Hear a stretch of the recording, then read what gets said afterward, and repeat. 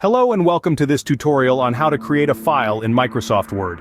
Whether you're a student, professional, or just someone who needs to type up a document, Microsoft Word is a popular and versatile tool for word processing.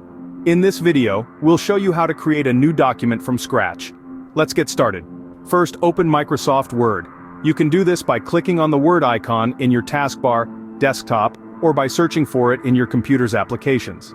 After opening Microsoft Word, you'll be greeted with this starting screen, where you can see your recent documents. To create a new file, click on Blank Document. You are now in a new blank document. This is where you can start typing your content.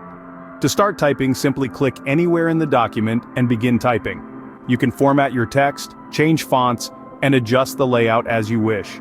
It's important to save your work periodically. To do this, click on the File tab in the upper left corner. A menu will appear on the left. Here you can choose Save or Save As if you want to specify a location or name for your file.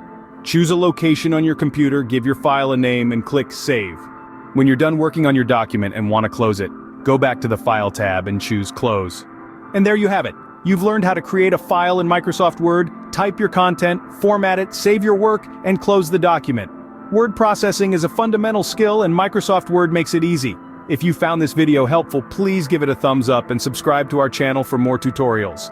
If you have any questions or need further assistance, feel free to leave a comment below. Thank you for watching, and we'll see you in the next tutorial. Goodbye.